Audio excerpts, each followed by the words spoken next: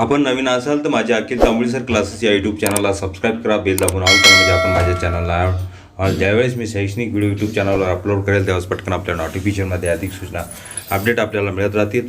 फक्त आपल्याला इंग्रजीमध्ये लिहिलेलं सबस्क्राईबचं लाल बटन नाही त्याला टच करायचं आहे आणि घंटी वाजवायची आहे. अपन पढ़ा रहा ब्रिज कोर्स मराठी अंतर्भारती इत्यादि 10वीं.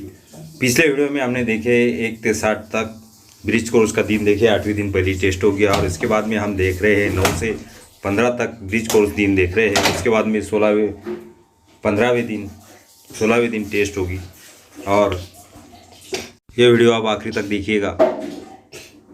वर्ग 10वी अंतर्भारती ब्रिज कोर्सचा 10वा दिवस आपण बघत आहोत. ललित साहित्य कथा, श्रवण वाचन लेखन, सुनना है, पढ़ना है, लिखना है. कौशल्य साहित्य प्रकाराचे वाचन करणे, मूल्यमापन करणे, चिकित्सक विचार करून स्वतंत्र प्रभावी लेखन करता येणे. हमें पढ़ना है, समझना है, सोचना है और एकदम अच्छा स्पष्ट लिखाण करना है. जाणून घेऊया. शिक्षकांनी विद्यार्थ्यांना पुढील उतार्याचे गटात वाचन करण्यास सांगावे. उतार्याच्या घटकाविषयी चर्चा करण्यास सांगावे. ललित साहित्यातील कथा हा साहित्य प्रकार पुढे दिलेल्या प्रश्नासारखे प्रश्न विचारून समजून घेण्यास मदत करावी. ये दिलो जान से हमें ये परिच्छेद पढ़ना है. सभी छात्र छात्राओं ने, विद्यार्थियों ने पढ़ना है और पढ़ने के बाद में ये सोच समझ के हमें इसमें आगे प्रश्न के उत्तर लिखना है. परिच्छेदाचे वाचन करतो. ही एक खेड्यातील गोष्ट आहे. काही विचारी गावकऱ्यांनी गावात एक शाळा बांधली. त्यांचे स्वप्न होते गावातल्या मुलांनी शाळेत जावे, खूप शिकावे, शहाणे व्हावे. मुले शाळेत आनंदाने आली पाहिजेत म्हणून त्यांनी शाळेजवळ खेळासाठी मैदान तयार केले. खेळाचे सामान आणले. शिक्षकसुद्धा नेमले, पण शाळेत मुलेच येईनात. फक्त 5-6 मुले आली. बाकीची मुले रानात जात गुरे राखत, आई वडिलांना शेतात मदत करीत. गाडगेबाबांनी सर्व गावकऱ्यांना शिक्षणाचे महत्त्व सांगितले. मग त्यांनी आपल्या मुलांना शाळेत पाठवले. प्रश्न 1. गावात शाळा बांधणारे. पहिल्या लाईनीमध्ये उत्तर आहे गावकरी. दुसरा आहे शाळेजवळ मैदान तयार केले होते कारण इथे खेळासाठी मैदान तयार केलेले आहे. गावकऱ्यांनी शिक्षणाचे महत्त्व कोणी सांगितले. गावकऱ्यांना शिक्षणाचे महत्त्व इथे शेवटच्या लाईनीमध्ये सांगितले गाडगेबाबांनी सांगितले आहे. अशा प्रकारचे या परिच्छेदावरून आपण प्रश्नाचे उत्तर दिलेले आहे. परिच्छेद के ऊपर से हमने सवाल के जवाब लिखे हैं. शिक्षकांनी विद्यार्थ्यांना त्यांची वाचलेली कथा सांगण्यास सांगावी व कथा लेखनाची वैशिष्ट्ये समजून घेण्यास मदत करावी. मी वाचलेली कथा तुम्ही पुनश्च लिहून व्हाट्सएप ग्रुप पर टाका. जो कहानी सुनाई वो आप उसको लिखकर व्हाट्सएप ग्रुप पर डालो. सक्षम बनवे. शिक्षकांनी कथा साहित्यकार समजावून सांगताना कथेची वैशिष्ट्य प्रकार, कथा व अनुभव यातील फरक विद्यार्थ्यांना समजावून सांगावा. कथा नेहमी भूतकाळात लिहिली जाते. कथा लिहिताना थोडक्यात मोजक्या शब्दात मुद्देसूद लिहिले जाते. व्याकरणाच्या नियमाप्रमाणे लिहिली जाते. त्याला शीर्षक द्यावं लागते आणि त्यात आपल्याला काय शिकायला मिळाले ते सुद्धा द्यावं लागते. अशा प्रकारे कथा मोजक्या शब्दात लिहायची आहे. पुढील परिच्छेद वाचतो. अगला परिच्छेद पढ़ता हूँ. कबीर जसे बोलत तसे वागत. ते अत्यंत दयाळू होते. एके दिवशी त्यांनी कापड विणले आणि ते विकण्यासाठी ते घराबाहेर पडले. वाटेत त्यांना एक गरीब भिकारी भेटला. त्याच्या अंगावरील कपड्याच्या नुसत्या चिंध्या झाल्या होत्या. ते पाहून कबीर त्यांना अत्यंत वाईट वाटले. त्यांना त्या भिकाऱ्याची दया आली. त्यांनी आपल्या जवळच्या कापडापैकी निम्मे कापड त्या भिकाऱ्यास देऊन टाकले. तेव्हा तो भिकारी म्हणाला, महाराज, एवढंसं कापड मला कसं पुरणार. हे ऐकून कबीर यांनी उरलेले कापडही त्या भिकाऱ्याला देऊन टाकले. बाजारात कापड विकायला गेलेले कबीर रिकाम्या हातानेच घरी परतले. पण परतताना त्यांना किती समाधान वाटत होते. एकदा ते गंगेच्या तीरावर गेले. तिथे एक मठ होता. कबीर त्या मठात गेले. तिथे एक स्त्री वैराग्याच्या भिक्षापात्रात दूध वाढत होती. कबीर यांनी एका पात्रात दूध दिले. सर्व वैराग्यांनी दूध पिऊन आपापली पात्रे रिकामी केली. कबीर यांचे पात्र जसे तसे काठोकाठ भरलेले होते. ते पाहून तिने कबीर यांना विचारले, महाराज, आपण दूध का घेतले नाही. त्यावर कबीर म्हणाले, तो पहा, मठाबाहेर एक आंधळा बसला आहे. उपाशी आहे तो. त्याला या दुधाची अधिक गरज आहे. साधू काय आणि आंधळा काय, राम काय आणि रहीम काय, सारे एकच आहेत. आपण सारे एकाच ईश्वराची लेकरे आहोत. भाव तिथेच देव असतो. आपण मनापासून भक्ती केली तर ईश्वर प्रसन्न होतो. चांगले काम हाती घ्यावे व ते उत्तम प्रकारे करावे. सर्वांवर प्रेम करावे, खरे बोलावे असे ते नेहमी म्हणत. अशा प्रकारे आपण परिच्छेद वाचलेला आहे. परिच्छेदावरची उत्तर आपण देऊया. संत कबीर यांचा स्वभाव दयाळू, उनका मिजाज किसता था. दयाळू. संत कबीर कैसेसाठी बाहर पडले? संत कबीर कपड़े बेचने के लिए बाहर निकले थे. संत कबीर यांच्या स्वभावाविषयी तुमचे मत लिहा. संत कबीर के बारे में मालूमात लिखेंगे. संत कबीर यांना शाळेतील शिक्षण मिळू शकले नाही, तरी त्यांना घरी चांगले वळण लागले होते. देवाची भक्ती हे ते लहान असताना करू लागले. दुसऱ्याच्या दुःखाला ते आपले दुःख समजत व दुःख दूर कसे होईल यांचे प्रयत्न करत. सर्वांवर ते प्रेम करत. पैशांना महत्त्व न देता त्यांनी भक्तीला महत्त्व दिले. ते नेहमी खरे बोलणारे होते. सदाकार्यास त्यांनी महत्त्व दिले. कबीर ज़्यादा पढ़े लिखे नहीं थे. वह हरदम अल्लाह की भक्ति करते थे. दूसरों का दुख अपना समझते थे. सब पर मोहब्बत करते थे. पैसे को अहमियत नहीं दी उन्होंने. हरदम अपनी भक्ति प्रार्थनाओं को अहमियत दी है. हरदम वो सच्चा बोलते थे और हरदम काम करते रहते थे.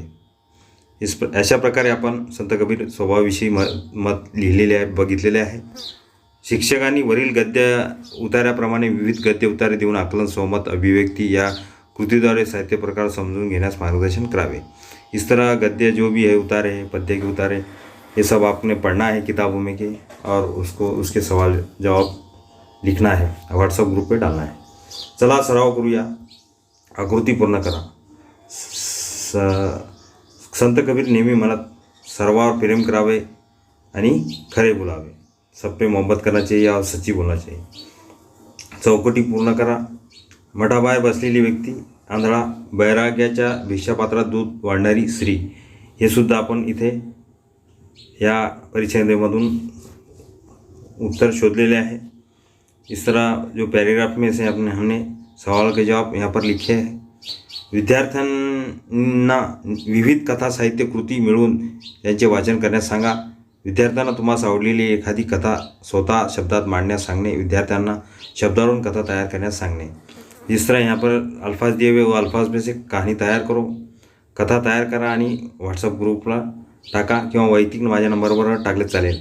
अखिल तांबुली सर क्लासेस या यूट्यूब चैनल पर कहानी मराठी में किस तरह लिखना चाहिए, वो डिटेल कथा लेखन सोप्या पद्धति लिहावे, ये यूट्यूब चैनल पर वीडियो डाले हुआ है. वो भी अच्छी तरह से आप देख सकते हैं. देखने के बाद अपनी वो कहानी अच्छी तरह से आप लिखेंगे. मुंगी, कबूतर, तालाब, शिकारी, ये अल्फाज या शब्दावरून चांगल्या प्रकारे कहाणी तयार करा आणि व्हॉट्सअप ग्रुपवर टाका. कहाणी भूतकाळात असावी, कहाणी मुद्देसूद असावी, कहाणीमध्ये 3-4 परिच्छेद असावे, शुद्ध भाषेत लिहावी आणि मुद्देसूद लिहावी आणि कहाणीला शीर्षक द्यावे.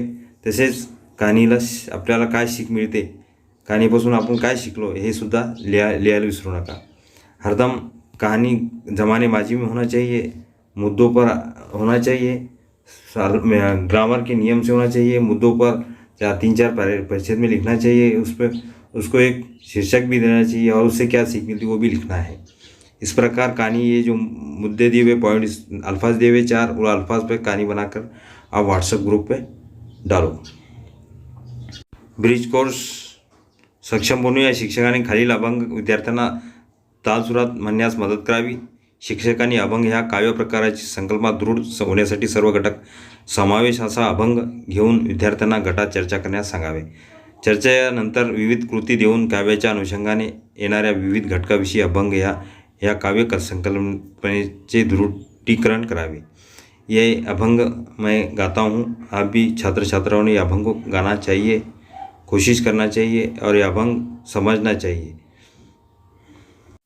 अनाथाचा नाथ कृपावंत देवा, घडो तुमची सेवा आहिर निरीशी. 28 युगे विठेवरी उभा, वाम मार्गी शोभा रुक्मा देवी. पतित पावन गाजे हे ब्रिदावळी, उर्वावी आणि हीच माझी. उभा विटेवरी ठेवूनी चरण, म्हणतसे बहीण चोखयाची.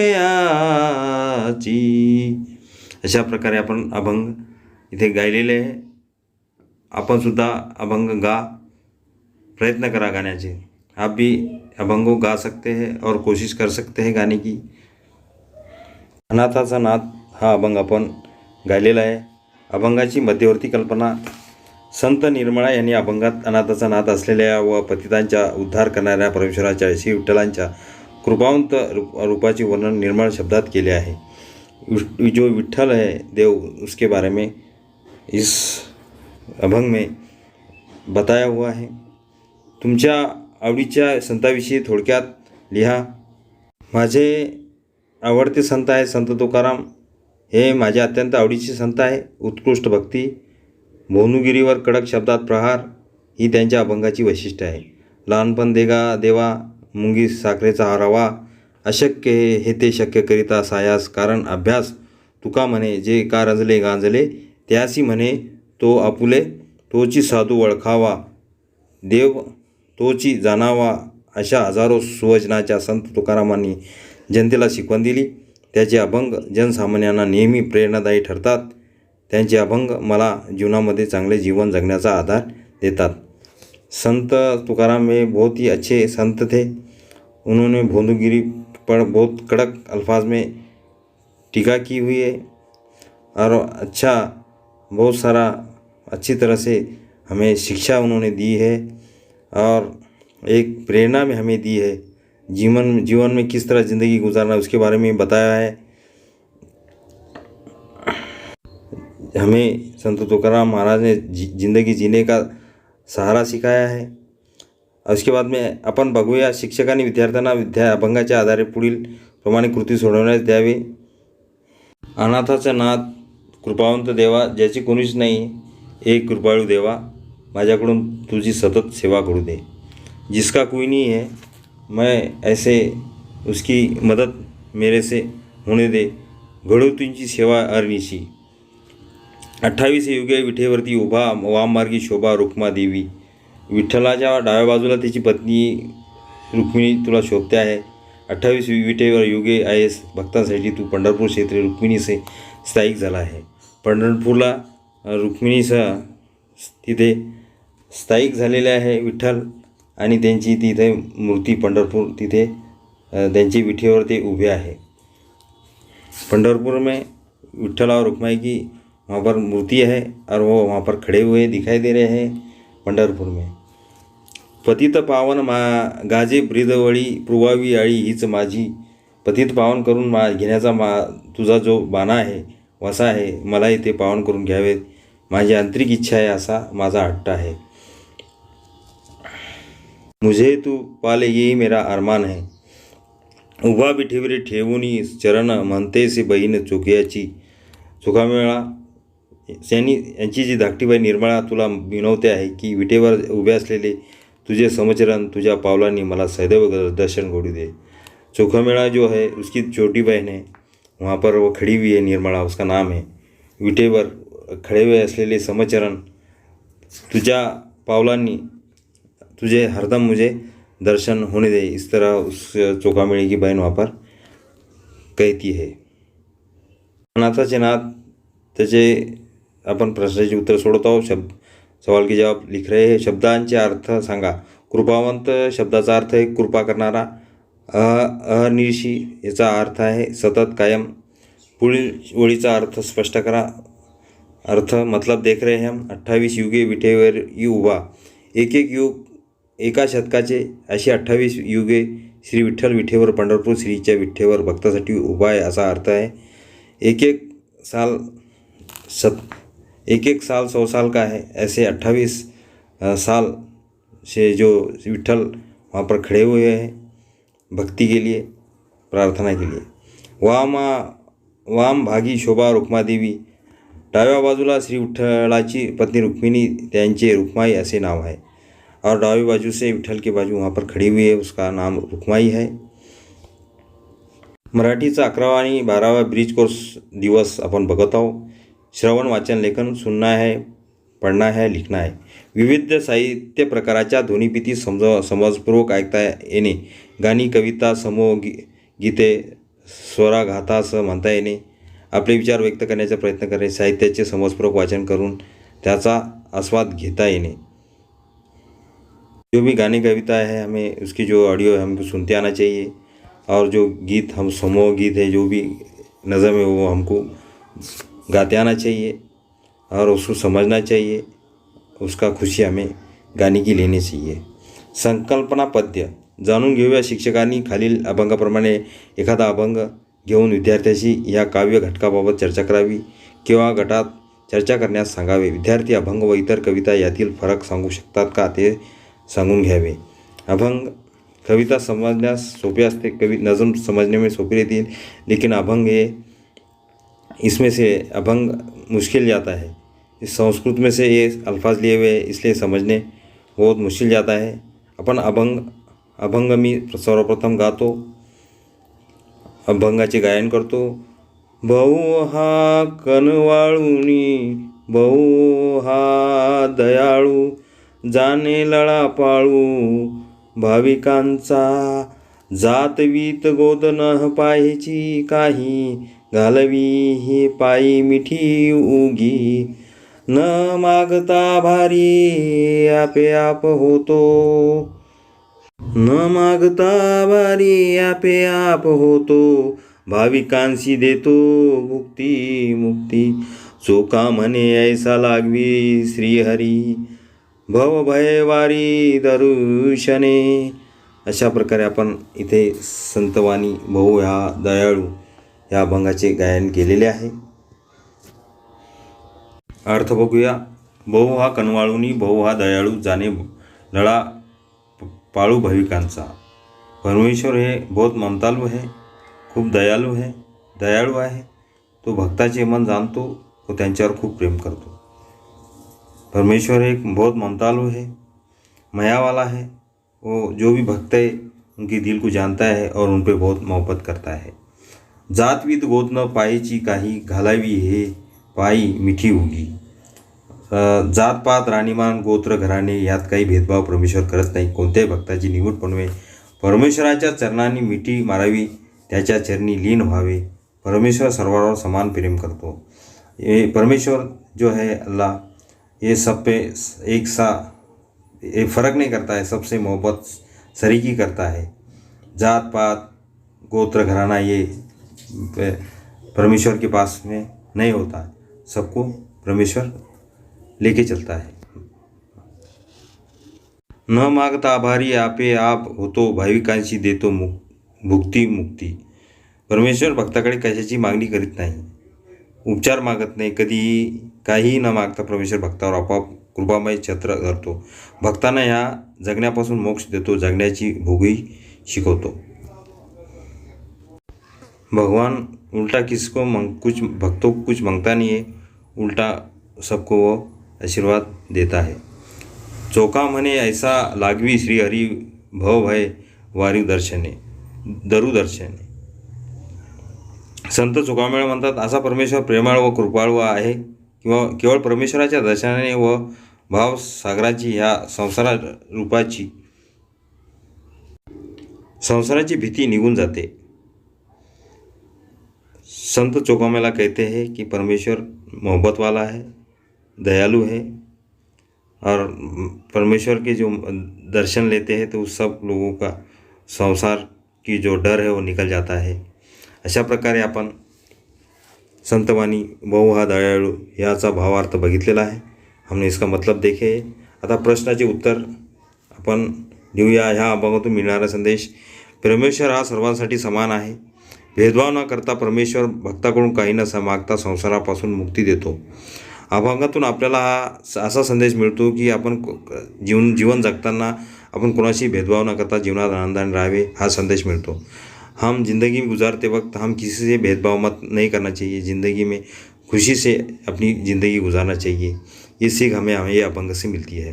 संत चोखामेळा ह्या परमेश्वरासाठी वापरलेले विशेषणे यात दिलेलं आहे. पहिला विशेषण कनवाळू, दुसरा दयाळू. चौकटी पूर्ण करा. परमेश्वर भाविकांना देतो भुक्ती मुक्ती. परमेश्वर आणतो भाविकांचा लळा, परमेश्वर पाहत नाही जात वीत गोत, आणि फक्त परमेश्वराच्या पायावर घालतात मिठी. अशा प्रकारे आपण बहु हा दयाळू या अभंगाची प्रश्नाची उत्तर बघितलेले आहे. शिक्षकांनी अशा विविध उदाहरणाद्वारे अभंग या काव्य प्रकाराबाबत विद्यार्थ्यांचे आकलन जाणून घ्यावे. अभंग इस तरह अभंग कोई आप पढ़कर उस पर की सवाल जवाब आप लिख सकते हैं. अभंग ये संस्कृत में से लिया हुआ है. शिक्षकांनी विद्यार्थ्यांना संतांनी रचलेले अभंग मिळवण्यास मदत करावी व त्या अभंगाचा संग्रह करण्यास प्रोत्साहन द्यावे. जितने भी संत होके गए उनके सब अभंग आप इकट्ठा करो, सर्व अभंग जमा करा आणि जमा करून ते वाचा आणि समजा. आपल्याला त्याचं ज्ञान वाढेल. सरळ संत चांगल्या प्रकारचा उपदेश आपल्याला दिलेला आहे, त्याच्यातून आपल्याला शिकवण चांगल्या प्रकारची मिळते. त्यामुळे संताचे जे अभंग आहे ते मिळवा, त्याचा संग्रह करा आणि ते वाचा आणि समझा. जो भी संत ने लिखे हुए हैं अभंग वो जमा करना है, उसको पढ़ना है और समझना है. ब्रिज कोर्सचा 13वा 14 दिवस संकल्पना वाक्प्रचार. वाक्प्रचार का मतलब और जुमलों में इस्तेमाल करना. अर्थ समूह वाक्याचा प्रचार करणे. क्षेत्रलेखन वाक्प्रचाराचा अर्थ समजून घेणे, लेखनात याचा प्रभावीपणे वापर करता येणे. वाक्प्रचाराचा अर्थ समझून वाक्यात उपयोग करने, उसका मतलब समझना है और जुमलों में इस्तेमाल करना है, और लेखने में बोलने में उसका इस्तेमाल करना है. जाणून घेऊया डोळे उघडणे. वाक्यात उपयोग बघत आहो. जो पूर्ण झाल्यावर डोळे उघडणे, आपली चूक समजून घेणे. अर्थ आहे खांद्याला खांदा लावणे, प्रत्यक्षात आपला खांदा दुसऱ्याच्या खांद्याला लावणे, सहकार्य करणे. खांद्याला खांद्याला लावणे याचा अर्थ सहकार्य करणे. डोळे उघडणे म्हणजे आपली चूक समजून घेणे. डोळ्यातील पाणी पुसणे म्हणजे डोळ्यात अश्रू पुसणे, म्हणजे दुःख कमी होणे याचा अर्थ आहे. मागे लागणे, पाठपुरावा करणे, पाठी लागणे. आंखें खोलना यानी अपनी गलती समझ लेना. खांदा लगा के लड़ना यानी मदद करना. आँखों के आंसू पोंछना यानी दुख कम करना. पीछे लगना यानी पीछा करना. शिक्षकांनी अशा विविध उदाहरणाद्वारे विद्यार्थ्यांशी चर्चा करावी किंवा गटात चर्चा करण्यास सांगावे. शब्दशः होणारा अर्थ व विशिष्ट अर्थाने रूढ होऊन बसलेला शब्दसमूह हा फरक जाणून घ्यावा. अधिक माहिती जाणून घेण्यासाठी विद्यार्थ्याकडून पुढील उदाहरणे सोडून घ्यावी. विद्यार्थ्यांनी वाक्प्रचाराचं यादी तयार करावी. यादी तयार करून वाक्प्रचार आणि त्याचा अर्थसुद्धा लिहावा. वाक्याचा उपयोग करावा. तो अपना संग्रह वाढेल, ज्ञान वाढेल. जो भी जुमलों में इस्तेमाल है उसका लिस्ट बनाना है, उसका मतलब के साथ और उसके जुमले भी बनाना है. पुढे बघूया आपण. अर्थ माशा मारणे याचा अर्थ 2 अर्थ सांगा. निरुद्योगी असणे, काही काम नसणे. आग लावणे, दुही माजवणे, भांडण लावून देणे. हात वर करणे, निसरता पाय घेणे, जबाबदारीतून हात झटकणे. मक्खिया मारना बोलते अपन हिंदी में उसको, मैंने कोई उद्योग कोई धंधा नहीं करना, कुछ काम नहीं करना. आग लावने यानी जैसा झगड़े लगाना, झगड़े लगा के देना. हाथ वर करने यानी अपना उसमें से काम में से जवाबदारी झटक डालना. इसका वसा मतलब होता है. कल्पक होऊया. पाठ्यपुस्तकातील विविध पाठातून झालेल्या वाक्प्रचाराचा शोध घेण्यास सांगा. जो भी है पाठ्यपुस्तकातील वाक्प्रचाराचा लिस्ट बनवा आणि त्याचा अर्थसहित वाक्यात उपयोग लिहा. लिस्ट बनाओ उसकी. जो भी हमारी किताब में जुमलों में इस्तेमाल है उसका लिस्ट बनाकर जुमलों में इस्तेमाल करो मतलब के साथ. आंतरजालचा इंटरनेट वापर करून वाक्प्रचार ह्या घटकाची अधिक माहिती मिळवण्यास सांगा. इंटरनेट पे भी ज़्यादा से ज़्यादा आप मालूमात वाक्प्रचार की जुमलों में इस्तेमाल की ले सकते हैं और उसकी लिस्ट बनाकर आप कॉपी में आपके लिख सकते हैं. पाठ्यपुस्तकातील वाक्यप्रचाराची यादी करण्यास सांगून एक वाक्यप्रचाराचे 2 उदाहरणे घेण्यास सांगा. आप जो भी है वाक्प्रचार की यादी बनाव. यादी बनवा आणि वाक्प्रचाराची उदाहरणे आपल्या व्हॉट्सअप ग्रुपवर टाका. म्हणजे वाक्यप्रचारची आपल्याला जास्तीत जास्त माहिती होईल, ज्ञान वाढेल. चला आता ब्रिज कोर्सचा 15वा दिवस बघूया. लेखन कथा लेखन देख रहे हैं हम, कहानी लेखन देख रहे हैं हम. ब्रिज कोर्स 15वा दिवस संकल्पना कथा लेखन. क्षमता कौशल्य दिलेल्या विषयामध्ये स्वतःच्या विचाराची कल्पनाची भर घालून पुनर्लेखन करता येणे. म्हणी, वाक्प्रचार, शुभाषिते, कल्पना विस्तार यांच्या लेखनात प्रभावी वापर करता येणे. कहाणी हमें कभी भी कहाणी भूतकाळात लिहावी, चांगल्या विचारात लिहावी, मुद्देसूद लिहावी, म्हणी वाक्प्रचाराचा वापरसुद्धा त्या कहाणीमध्ये करावा. कल्पना विस्तार लेखनात ते प्रभावी पणे आपल्याला प्रभावसुद्धा टाकता येईल. त्यासाठी म्हणी वाक्प्रचाराचा कहाणी लिहिताना उपयोग करावा. कहाणी जाणून घेऊया. खालील शीर्षकावरून कथालेखन करा. कोल्ह्याला द्राक्षे आंबट. कोल्हे और अंगूर के बारे में, कोला अंगूर अंगूर खट्टे, इसके बारे में हम कहानी बनाते हैं. वरील शीर्षकाची कथा लिहिताना तुम्ही कोणते चित्र आपल्या डोळ्यासमोर आणाल ते लिहा. कोल्हा हा प्राणी तुमच्या डोळ्यासमोर आला का? कथेचे तात्पर्य लिहा. ही कथा खालील कोणत्या कथा प्रकारात मोडते ते लिहा. कोल्हा आणि द्राक्षे आंबट या कथा आपण सर्वप्रथम बनवूया, ती वाचूया. एकदा कोल्हा, आपण शीर्षक देऊया धूर्त कोल्हा. एकदा कोल्हा खाण्याच्या शोधात फिरत फिरत एका द्राक्षेच्या वेलाजवळ आला. विलेल्या द्राक्षाचे घोस नोंबत होते. ती पिकलेली सुंदर द्राक्षे पाहून कोल्ह्याच्या तोंडाला पाणी सुटले. आणखीन काही खायला मिळेल का हे शोधण्यापेक्षा इथेच द्राक्षावर ताव मारावा असे त्याच्या मनात आले. कोल्हा उड्या मारीत द्राक्ष खाण्याचा प्रयत्न करू लागला. बराच प्रयत्न केला तरी द्राक्ष काही त्याच्या हाती लागेनात. उड्या मारून मारून त्याचे अंग दुखू लागले.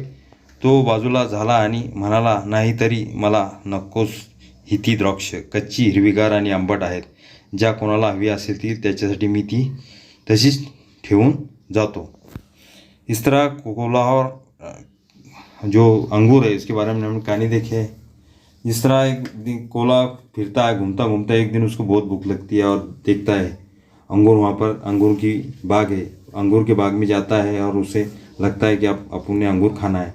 लेकिन अंगूर खाता है, लेकिन अंगूर बहुत ऊपर लटके रहते हैं. उड़े मारता है, बहुत उड़ा मारता है, लेकिन उसका पेट वहाँ पर दुखने लगता है और इसलिए अंगूर हाथने लगे. उसका उड़ा मार मार के उसका अंग दुखने लगता है. अंगूर हाथ लगे नहीं, इसलिए वो कहने लगता है ऐसी कच्ची है, हरीगार अंगट और खट्टी अंगूर कौन खाएगा.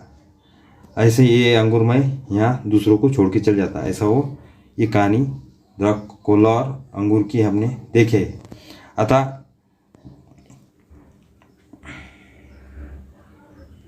कथा लिहिताना तुम्ही चित्र आपल्या डोळ्यासमोर आले, हो, चित्र डोळ्यासमोर आल्यानंतरच कथा लिहिली जाते. तस्वीर सामने लाने के बाद भी कहानी लिख सकते हैं. कहानी भूतकाळ जमाने माझी में लिखना चाहिए. कोल्हा हा प्राणी तुमच्यासमोर डोळ्यासमोर आला का? हा बिलकुल आला. आल्यानंतरच ही कहाणी तयार झालेली आहे. कथेचे तात्पर्य आहे. तात्पर्य हे आहे की एखादी गोष्ट मनाप्रमाणे मिळाली नाही तर तिचा तिरस्कार करू नये, असं आपल्याला तात्पर्य इथे समजते. ही कथा खालील कोणत्या प्रकारात मोडते? ही कथा आपल्याला बोधकथेमध्ये मोड़ते. इस तरह ये जो कहानी है, कहानी मैं इसके साथ में कथा लेखन किस तरह करना चाहिए, ये लिंक यूट्यूब चैनल की लिंक इस पे साथ डालता हूँ.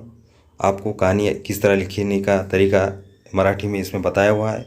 अब अच्छी तरह से देखकर आप कहानी लिख सकते हैं. शिक्षकांनी विद्यार्थ्यांचे गट तयार करून वरील शिक्षकावरून कथेतील पात्रे, घटनाक्रम, स्थळ, सुसंगतता याविषयी गटात चर्चा करण्यास सांगावी. शिक्षकांनी वरील प्रकारे सोप्या प्रश्नातून विद्यार्थ्यांकडून कथेविषयी जान लक्षात घ्यावी. जो भी कहानी हम पढ़े हैं वो उसमें कुछ किसके बारे में कहानी बनाई गई, जैसा कोल्हा है और अंगूर है, द्राक्ष के बारे में है, वो बताई हुई. ये कहाँ हुई, ये घटना कहाँ हुई, कैसी कहानी बनी, ये सब हमको मालूमात होना चाहिए. और कहानी पढ़ने के बाद में ये सब चीज़ें हमको ख्याल में रखना चाहिए. कहानी में कौन किसके बारे में है, काय की घटना है, ये घटना कहाँ हुई, कौन सी जगह हो रही है, ये सब हमको पॉइंट निकालना है. और ये कहानी की अच्छी तरह से मालूमात हमें मिलाना है. कोई भी कहानी हम पढ़ते हैं तो उसकी मालूमात लेके चर्चा करना है और वो कहानी को अच्छी तरह समझना है. जिस शीर्षक क्या है उससे हमें सीख क्या मिलती है. सक्षम बनूया. शिक्षकांनी कथालेखन अधिक दृढ होण्यासाठी विद्यार्थ्यांना पुढील कथेची पूर्वार्ध वाचून कथा पूर्ण करण्यास सांगणे. ये कहानी आपको पूरी लिखना है और व्हॉट्सअप पर डालना है. एका रानात एक कोल्हा राहत होता. एके दिवशी त्याला खूप भूक लागते. तो रानात खाण्यासाठी काही शोधत असतो. 2 तास फिरल्यावर त्यास काही खाण्यास मिळाले नाही. कोल्हा भुकेने बेचैन होतो. त्याला फिरत असताना एक बाग दिसते. ते बघून त्याच्या तोंडाला पाणी सुटते. आता पोटभर द्राक्ष तो खातो. ये जो कहानी है, ये पॉइंट्स है, ये पॉइंट्स के जरिए आपको कहानी बनाना है. शिक्षकांनी विद्यार्थ्यांना वरील अपूर्ण कथा वाचायला सांगावे, वरील अर्थपूर्ण कथा पूर्ण करण्यास सांगावे. कथेची तात्पर्य लिहिणे, पुढील कृतीची मदतीने कथा लेखनाची वैशिष्ट्य समजून घेण्यासाठी मार्गदर्शन करावे. ये जो कहानी है अधूरी है, इसको पूरी करना है और इसमें हमें शीर्षक देना है, इससे हमें क्या सीख मिली वो भी लिखना है और ये अधूरी कहानी को पूरी करना है. अपूर्ण कहाणी पूर्ण करा. कथेचा काळ कोणता आहे, कथेचे पात्र कौन से है, कथेतील घटना काय, कथेचे शीर्षक, ये पॉइंट भी हमें ख्याल रखना है.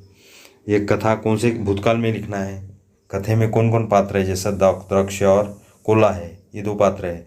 ये घटना कहाँ की है, कौन सी जगह की है, जंगल की है, ये सब हमको उसमें बना के लिखना है. कथेचे शीर्षक जचेंगा ऐसा कहानी को नाम देना है. चला सराव करूया. शिक्षकांनी विद्यार्थ्यांना शब्दावरून मुद्द्यावरून कथा लिहिण्यास सांगावी व योग्य शीर्षक देऊन तात्पर्य व म्हण ओळखण्यास सांगावी. कथेत योग्य पात्र निवडून उचित संवाद लिहिण्यास सांगा. ये जो कहानी है आपको लिखना है, कहानी ज़माने माजी में होना चाहिए, मुद्दे से होना चाहिए, कहानी को शीर्षक देना है, कहानी से क्या सीख मिलती वो भी देना है, व्याकरण से रूल से लिखना है, 3-4 परिच्छेद में लिखना है. जिस तरह ये कहानी आपको पूरी करना है. मुद्दे है, एक राजा लोभी, देवाची भक्ती, देवाकडून वर स्पर्श केला, सोने असह्य, राजाची मुलगी सोन्याची, देवाचा धावा, देव पुन्हा प्रसन्न. ये कहानी आपको अच्छी तरह से पॉइंट से लिखना है. शिक्षक ने अशा अनेक प्रकारची उदाहरणे देऊन कथा या घटकाचा सराव करून घ्यावा.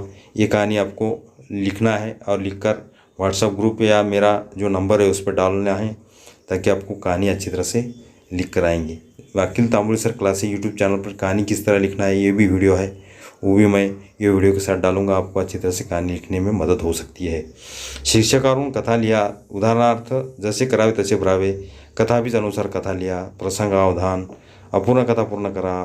पूर्वार्ध किंवा उत्तरार्ध देऊन वरील प्रमाणे कथा लेखनाची विविध कृती शिक्षकांना विद्यार्थ्यांना द्याव्या. पूरक साहित्य स्रोत, दीक्षा ऐप, QR कोड इत्यादि.